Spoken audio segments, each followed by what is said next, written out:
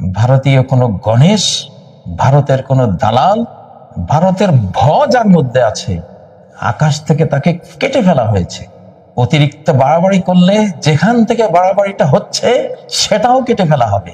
যে গণেশ আবার ফেরত আসার পায়তারা করছে, কসাই, কসাই গণেশ। কসাইগুলোকে সৃষ্টিকর্তা এই বাংলাদেশের জনগণকে দিয়ে একেবারে তারের ধুনার মতো উড়িয়ে ফুড়িয়ে দিবেন একেবারে, ইনশাআল্লাহ।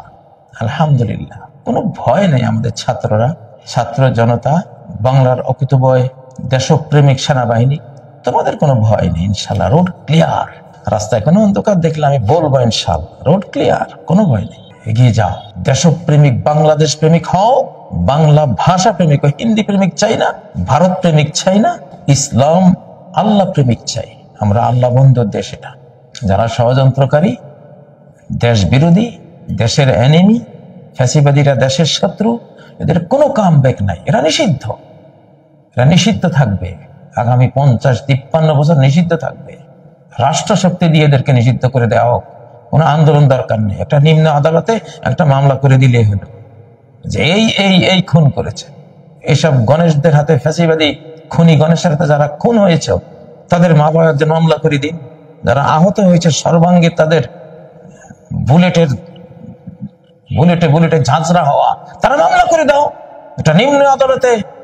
একটা নিম্ন আদালতের ক্ষমতা কত? 40 কোটি মানুষের 80 কোটি হাত এখানে, গোটা দেশের শক্তি এখানে। ওরা যেমন রাষ্ট্র শক্তি ব্যবহার করে বিভিন্ন দল নেতাকে ফাঁসি দিয়েছে, ওই রাষ্ট্র শক্তি দিয়ে ওদেরকে নাস্তানাবুদ করে দাও ন্যায্যভাবে। জুলুম করার দরকার নেই, রাষ্ট্র শক্তি তোমাদের হাতে।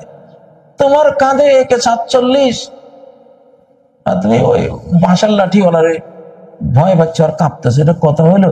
আসলে রাষ্ট্রশক্তি ব্যবহার করতে জানো না তোমরা, রাষ্ট্রশক্তি ব্যবহার করো। এটাই রাজনীতি। এখন দল দিয়ে কিছু করতে পারবে না, নিজের দলীয় শক্তি দিয়ে পারবে না, গোটা রাষ্ট্রের শক্তি দিয়ে ওরা যেমন এক একটা দলকে, ব্যক্তিকে নাস্তানাবুদ করেছে, আমাদেরকে দেশ ছাড়া করেছে। কারণ একটা রাষ্ট্রের এত বিপুল শক্তিকে দল দিয়ে, ব্যক্তি দিয়ে মোকাবেলা করা যায় না। তোমরা কি রাজনীতি বুঝো না? কি রাজনীতি করো তোমরা? রাষ্ট্র দিয়ে দাও, একটা নিম্ন কোর্টে একটা মামলা রিট করে দাও না কোথাও যে নিষিদ্ধ চাই। এই এই এই খুনের আসামি, এরা কসাই। অত আন্দোলন তো লাগে না, রাষ্ট্রকে ব্যবহার করতে শেখো তোমরা। রাষ্ট্রশক্তিকে কাজে লাগিয়ে ওদেরকে নিষিদ্ধ করে দিতে হবে, সাফ কথা, এর কোনো ব্যতিক্রম নাই। আল্লাহ তাআলা আমাদের সাথে আছেন। আবার বলছি, বজ্রের হুঙ্কারে আঘাত হানি, গণেশের ফিরে আসার তন্ত্রে। গণেশ ফিরে আসবে না, ধ্বনিত রুইয়ের মতো উড়িয়ে দেবো ইনশাআল্লাহ। ওয়াতাকুনুল জিবালু কাল্লিহিল মানফুশ, পাহাড় হয়ে যাবে ধ্বনিত রঙিন পশমের মতো উড়ে চলে যাবে ইনশাআল্লাহ। আমাদের ভাইয়েরা আছে বাংলাদেশে, শুধু ভয় পায়।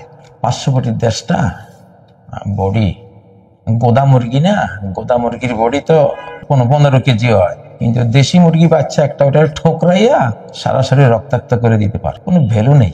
বডি হলে কি হবে? গণেশকে আপনারা জানেন তো, ইতিহাসে এক খুনি হিন্দুত্ববাদী রাজা ছিল, মুসলিম দরবেশ, আলিম ওলামা, ধর্মপ্রাণ, ধর্ম বিশেষজ্ঞদের হত্যা করত। আল্লাহ তাআলা সেই গণেশের প্রতিশোধ নিয়েছিলেন কিভাবে? তার বংশটাই কেটে দিয়েছিলেন। গণেশ আর ফিরে আসে না। গণেশের হিন্দুত্ববাদী আগ্রাসী সে ব্লাড জেনেটিকটা আল্লাহ কেটে দিয়েছিলেন।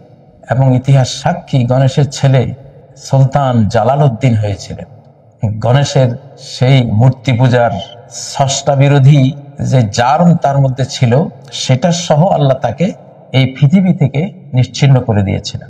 তার বংশ পরবর্তীতে ইসলামের সেবক হয়ে জালালউদ্দিন নাম নিয়ে ইতিহাসে স্থান করে নিয়েছিল।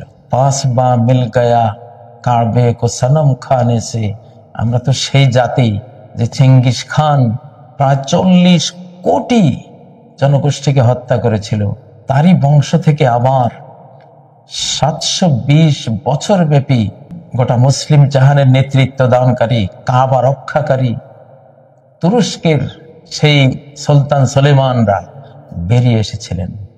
সূরা আল কারিয়াহ, মহাপ্রলয়ের সূরাটি সামনে নিয়ে বসে আছি। ওয়াতাকুনুল জিবালু কালইহনিল মানফুশ, সেদিন পর্বতরাজি হয়ে যাবে ধ্বনিত রঙিন পশমের মতো। পশমকে, রুই, তুলাকে যখন ধুনকাররা তাদের তার দিয়ে ধুনা দেয়, ধুনার ছোটে ওটা রেশা রেশা হয়ে উড়ে যায়। আল্লাহর শক্তি, তিনি যখন মার দেন, পাহাড় মতো কঠিন শক্তিশালী অস্তিত্বের জিনিস, কালইহনিল মানফুশ। ওয়াতাকুনুল জিবাল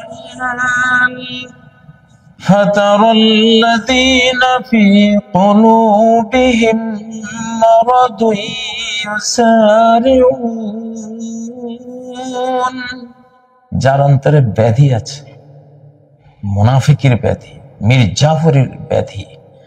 উপরে বাংলাদেশ, ভেতরে ভারত, উপরে একটা ভেতরে আরেকটা, দুমুখিতার ব্যাধি এবং সন্দেহ, ডাউটের ব্যাধি। আল্লাহর শক্তি সম্বন্ধে জানে না, তার ভিতরে ব্যাধি আছে, মুনাফিকের ব্যাধি আছে। তার মধ্যে সে ভারতকে ভয় পায়। বিরাট মানচিত্র, তাই না? যেমন নবীজির যুগে মদিনায় কিছু মুনাফিকরা ইহুদিদেরকে ভয় পেত, রোমান সাম্রাজ্য, পারস্য সাম্রাজ্য ভয় পেত। ভয় পেয়ে ওদের বন্ধুত্বের জন্য ছুটাছুটি করত, কে কার আগে তাদের বন্ধু হয়ে যাবে। আল্লাহ বলছেন, ফাতারাল্লাযীনা ফী কুলূবিহিম মারাদুন ইউসারিউন, ওরেও সম্বোধিত ব্যক্তি, তুমি দেখবে তাদেরকে যাদের হৃদয়ে রোগ আছে, ডিজিজ আছে, হার্ট ডিজিজ, হার্টের রোগী এরা সবাই। যারা ভয় পায়, ভয় পেয়ে গণেশকে ফেরত আনার চিন্তা করে, এদের হার্ট ডিজিজের কারণে এসব বলে। ভাইরাস ঢুকেছে এখানে, জার্ম ঢুকেছে। ফি কুলূবিহিম মারাদুন ইউসারিউন, ছোটাছুটি করছে। দিল্লি আর ঢাকা কানেক্টেড, দৌড়াদৌড়ি করছে কে কার আগে ওনার বন্ধুত্ব দেবে। আরে ওনারে তো খবর নাই, সামনে রোড ক্লিয়ার দেখতে পাচ্ছে, ওদের ধ্বংস দুই চোখে দেখছি। ইয়াকুলুনা নাখশা আন তুসিবানা দায়রা, এই গণেশ কামব্যাক করাবার কথা যারা বলে, যে মীর জাফর জগৎসের গাদ্দার, বিশ্বাসঘাতক, যারা এদের ফিরে আসার কথা বলে, কি বলে জানেন? আমি কোরআন থেকে বলছি। ওরা বলে আমরা ভয় পাচ্ছি, তুসিবানা দায়রা, একটা বিপদ আসবে রে, সামনে আসতেছে, দায়রা আসতেছে, বিপদ আসতেছে, ভারতে খেয়ে ফেলবে, বুঝেন না? ভারত মাহবুদ, তাই না? গণেশ, ওটা গণেশ, গণেশ ফেরত আসবে না। দেশটাও গণেশ, যারা তার পক্ষ নেয় তারাও গণেশ, যেটা বিদায় হয়েছে সেটাও গণেশ, যে রাত গণেশ, দুপুর গণেশ, সন্ধ্যা গণেশ, সকাল গণেশ, বিকাল গণেশ, পুরোটাই গণেশ। গণেশ ফিরে আসবে না। গণেশকে ভয় পাচ্ছেন, জব্বার কাহারকে ভয় করুন। নকশা তুসিবানা দায়রা, কেন আমাদের নিরাপত্তা বাহিনী থেকে গণেশ ফেরাবার কথা আসে? তারা ভয় পাচ্ছে, তাদের অন্তরে এখানে ব্যাধি আছে।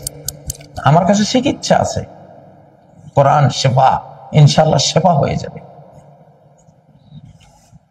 ছাত্র জনতা, সেনা, ইসলামিক দল, জাগতিক দল ঐক্যবদ্ধ হয়ে রুখে দেব ইনশাআল্লাহ সকল ষড়যন্ত্র, সৃষ্টিকর্তা রব্বুল আলামিনকে সাথে নিয়ে ইনশাআল্লাহ।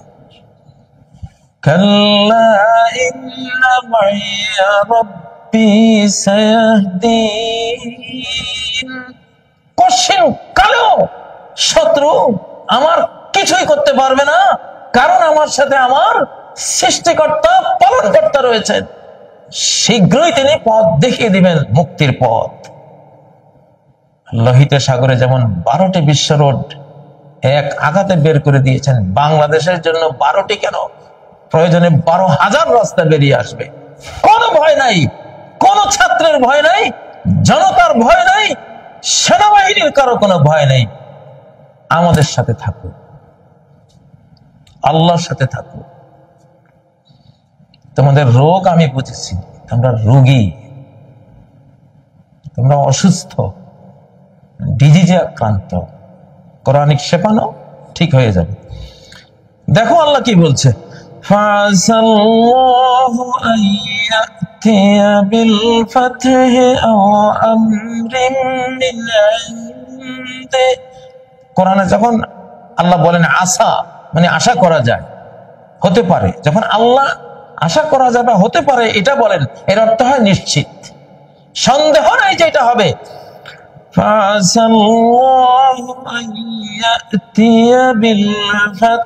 আশা করা যায় অর্থাৎ নিশ্চিত যে আল্লাহ বিজয় নিয়ে আসবেন।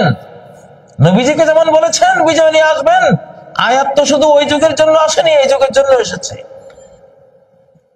যখন মুসলিমদের ভিতরে কিছু লোক মুনাফিকের ব্যাধিতে আক্রান্ত হয়, আল্লাহর ব্যাপারে ডাউট করে, মুমিন জাতি, মুসলিম জাতির শক্তিমত্তার ব্যাপারে ডাউট করে, বিদেশি শক্তির উপরে ঈমান আনে, তখন আল্লাহ একটা বিজয় নিশ্চিতভাবে নিয়ে আসেন।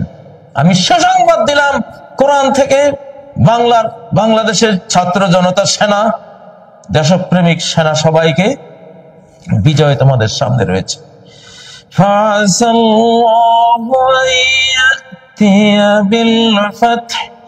আল্লাহ বিজয় আনবেন ইনশাআল্লাহ। আরেকটা বিজয় আমরা লাভ করব, আরেকটা যুদ্ধ করব, আরেকটা বিজয় আমরা ছিনিয়ে আনবো ইনশাআল্লাহ।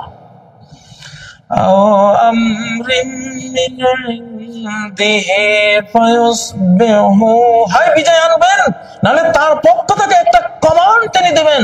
কিসের কমান্ড? আল্লাহর কমান্ড ভয়াবহ, ধ্বংসের কমান্ড, শত্রুদের একেবারে নিপাত করার একটা কমান্ড দিবেন আল্লাহ। আল্লাহ নিজে বলছেন, فَيُصْبِحُوا عَلَى مَا أَسَرُّوا فِي أَنفُسِهِمْ نَادِمِينَ। তখন ভেতরে তারা যে ভয় পাইতো যে ওরে ওদের কত ক্ষমতা, ওদের দাসী না হইলে, দাস না হইলে, নম না দিলে, হ্যাঁ, ওদেরকে স্বামী না বললে না জানি কি করে ফেলায়, ঘোড়ার ডিম। লজ্জিত হবা একটু পরে, মনের মধ্যে যে ওদের ভীতিটা লুকিয়ে রেখে দেশ বিক্রি করার, খুনি কসাইদের ফিরিয়ে আনার ষড়যন্ত্র করেছে, ওই জন্য লজ্জিত হবার সামনে কিছু করতে পারবে না ইনশাআল্লাহ। তোমরা বরং লজ্জিত হবা। এটা দেখো সূরা আল মায়দার 52 নম্বর আয়াত থেকে বললাম, যখন এমন পরিস্থিতি আসে যে মুসলিম কোন দেশের কিছু কিছু সদস্য নিজের শক্তিমত্তা, আল্লাহ প্রদত্ত যে বিরাট ক্ষমতা, অপরাজেয় ইমানি ক্ষমতা, এটাকে অবমূল্যায়ন করে ওদের শক্তিকে বড় করে দেখে, তখন নিশ্চিত একটা বিজয় আল্লাহ দিয়ে ওই ব্যাধি, ওই ভয়ভীতি কাটিয়ে দেন। ভয় করি না, সংকটে আল্লাহ আছেন নিকটে।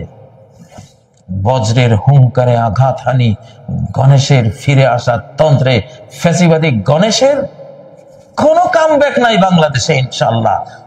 ধ্বনিত রুইয়ের মতো উড়িয়ে দেওয়া হবে। কথা আর বলবো না বেশি ইনশাআল্লাহ।